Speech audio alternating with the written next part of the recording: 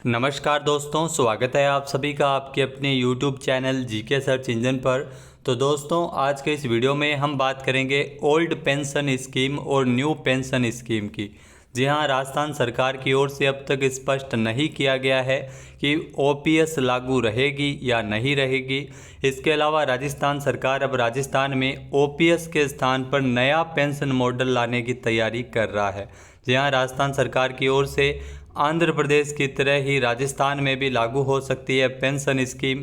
क्या है ये नई पेंशन स्कीम, और इसके अलावा ओपीएस और एनपीएस ये दोनों में क्या अंतर होता है, क्यों इस पर लगातार विवाद बना रहता है। तो पूरा वीडियो बहुत ध्यान से देखना।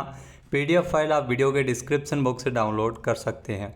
तो दोस्तों, बात करते हैं राजस्थान में क्या लागू होगी आंध्र प्रदेश की तर्ज पर नई पेंशन व्यवस्था।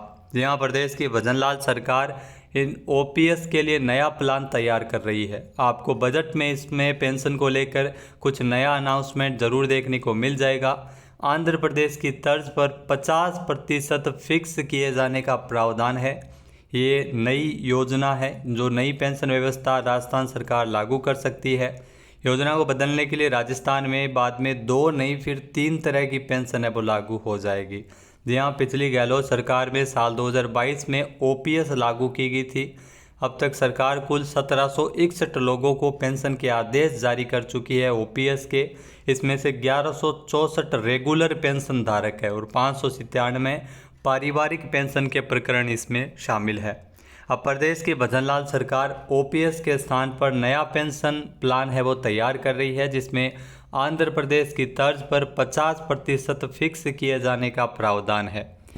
इसके अलावा राजस्थान में फिलहाल 2 तरह की पेंशन लागू है। इसमें एक 2004 से पूर्व की ओपीएस, जो एक 2004 के बाद एनपीएस है वो इसमें शामिल है। यानी 2004 से पहले है जो कर्मचारी है उनके लिए ओपीएस व्यवस्था, और एक 2004 के बाद एनपीएस की व्यवस्था को लागू किया गया है। गहलोत सरकार ने इस एनपीएस योजना को ही बदलकर ओपीएस लागू किया था। गहलोत सरकार ने 2022 में ओल्ड पेंशन स्कीम है वो लागू कर दी थी।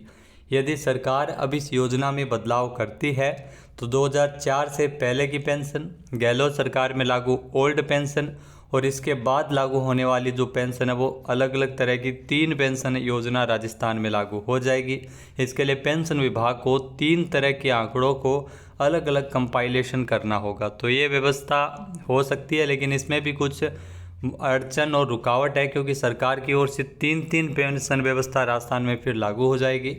राजस्थान में ओपीएस के दायरे में करीब 4.5 लाख सरकारी कर्मचारी आते हैं। ओल्ड पेंशन स्कीम 2004 में केंद्र सरकार ने पुरानी पेंशन योजना की जगह एक अंशदान पेंशन योजना शुरू की थी, जिसे राष्ट्रीय पेंशन प्रणाली यानी एनपीएस कहा जाता है। तो 2004 में केंद्र सरकार ने शुरू की थी।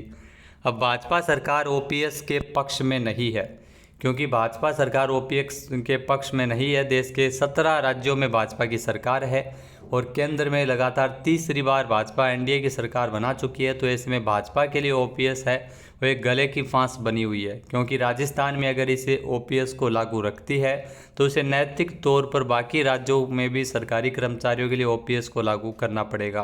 तो निश्चित तौर पर राजस्थान में ओपीएस को बंद किया जा सकता है। अगर ओपीएस को बंद करते हैं तो सरकारी कर्मचारियों का विरोध भी सरकार के प्रति देखने को मिल जाएगा। तो ये दोनों ही सरकार अभी दुविधा में है, इस पर स्थिति भी स्पष्ट नहीं है। लगातार विपक्ष की ओर से इसके बारे में स्थिति स्पष्ट करने को लेकर कहा भी गया है। तो बजट में ये ज़रूर अनाउंस हो सकता है कि ओपीएस बंद होगी या एनपीएस लागू होगी। इसके अलावा या नई पेंशन व्यवस्था यानी कोई बीच का रास्ता निकाला जाएगा, जिसमें सरकारी कर्मचारी पर भी ज़्यादा परेशानी न हो और सरकार के खजाने पर भी दबाव न पड़े। इसके अलावा दोस्तों, क्या है ये नई पेंशन व्यवस्था और पुरानी पेंशन व्यवस्था, ये भी हम जान लेते हैं। नई और पुरानी दोनों पेंशन के कुछ न कुछ फ़ायदे और कुछ न कुछ नुकसान है। पुरानी पेंशन योजना में क्या होता है कि रिटायरमेंट के समय कर्मचारी के अंतिम वेतन की आधी राशि पेंशन के रूप में दी जाती है। ये इसमें बेनिफिट मिलता है पुरानी पेंशन स्कीम में। पुरानी पेंशन स्कीम में पेंशन कर्मचारी की आखिरी बेसिक सैलरी और महंगाई भत्ते के आंकड़ों से तय की जाती है। पुरानी पेंशन स्कीम के कर्मचारियों के वेतन से पैसा किसी प्रकार का नहीं काटा जाता है। इसके अलावा पुरानी पेंशन योजना में कर्मचारी को दी जाने वाली जो पेंशन का भुगतान है वो सरकार के द्वारा ट्रेजरी के माध्यम से होता है। इसके अतिरिक्त इस पेंशन स्कीम में 20 लाख रुपए तक ग्रेच्युटी की रकम भी मिलती है।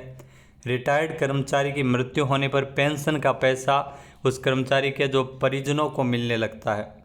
पुरानी पेंशन स्कीम में यह भी प्रावधान था कि हर 6 महीने के बाद कर्मचारियों को डियरनेस अलाउंसेज यानी महंगाई भत्ता दिए जाने का प्रावधान था। इसके अलावा जब जब सरकार वेतन आयोग का गठन करती थी, पेंशन भी रिवाइज हो जाती थी। ये पुरानी पेंशन व्यवस्था में प्रावधान था। इसके अलावा पुरानी पेंशन स्कीम से सरकारी खजाने पर ज़्यादा बोझ पड़ता था, क्योंकि पुरानी पेंशन योजना में कर्मचारी की सैलरी से कटौती किसी प्रकार की पेंशन को लेकर नहीं होती थी। पूरा बोझ ट्रेजरी पर डाला जाता। तो ये एक इसका नेगेटिव इफेक्ट था। इसके अलावा नई पेंशन स्कीम में क्या खास बात है, तो एनपीएस यानी न्यू पेंशन स्कीम जो 2004 के बाद में सरकार की ओर से केंद्र सरकार ने लागू की थी, तो ओपीएस के स्थान पर एनपीएस, जो एनपीएस में कर्मचारियों की सैलरी से 10% की कटौती की जाती है। जैसे ही सरकारी कर्मचारी लग जाता है तो 10% की कटौती उसकी सैलरी से होने लगती है, जबकि पुरानी पेंशन में सैलरी से किसी प्रकार का कटौती का कोई भी प्रावधान नहीं था पेंशन को लेकर। जहाँ एक तरफ पुरानी पेंशन योजना में जीपीएफ की सुविधा होती थी, वहीं नई स्कीम में इसकी सुविधा नहीं है। यहाँ प्रोविडेंट फंड की भी सुविधा नहीं है। साथ ही साथ पुरानी पेंशन स्कीम में रिटायर होने के समय सैलरी की आधी राशि पेंशन के रूप में मिलती थी, जबकि नई पेंशन योजना में आपको कितनी पेंशन मिलेगी इसकी कोई गारंटी नहीं है। दोनों में सबसे बड़ा अंतर यह है कि पुरानी पेंशन योजना एक सुरक्षित योजना है जिसका भुगतान सरकारी खजाने से किया जाता है, जबकि नई पेंशन योजना शेयर बाजार पर आधारित है। यानी आपके द्वारा जो राशि 10% जो सैलरीज में से कटती है वो एनपीएस में लगाए गए पैसों को शेयर बाजार में लगाया जाता था, जबकि पुरानी पेंशन योजना में ऐसा कोई प्रावधान नहीं था। अक्सर आपने देखा होगा कि बाज़ार में कई बार मंदी रहती है तो एनपीएस पर मिलने वाला रिटर्न भी कम हो सकता है, क्योंकि शेयर बाजार में ये पैसा निवेश रहता था। तो ये दोनों में अंतर है, पुरानी पेंशन व्यवस्था और नई पेंशन व्यवस्था। इसको लेकर सरकार की ओर से अब तक रुख साफ नहीं किया गया है कि राजस्थान में ओपीएस लागू होगा या एनपीएस लागू होगा, या इसके अलावा कोई बीच का रास्ता राजस्थान सरकार निकालेगी जिसमें आंध्र प्रदेश की तर्ज पर 50% फिक्स किए जाने का प्रावधान है। तो ये भी सरकार कर सकती है, बजट में इसको लेकर स्थिति साफ होगी। ये ओपीएस और एनपीएस पर जानकारी आपको कैसी लगी कमेंट करके ज़रूर बताना। चैनल पे नए जुड़े हैं, सब्सक्राइब नहीं किया है तो भी सब्सक्राइब बटन पे क्लिक करें। आपकी क्या राय है, कौन सी बेहतर है, ओपीएस या एनपीएस? क्योंकि आरबीआई भी ओपीएस के पक्ष में नहीं है, एनपीएस के पक्ष में है, क्योंकि सरकारी खजाने पर इसमें बोझ ज़्यादा पड़ता है। और ओपीएस के स्थान पर एनपीएस में शेयर बाज़ार में निवेश करके पैसा है वो रखा जाता है। तो सुरक्षित अगर देखा जाए तो ओपीएस ज़्यादा सुरक्षित थी, एनपीएस है वो कम सुरक्षित है।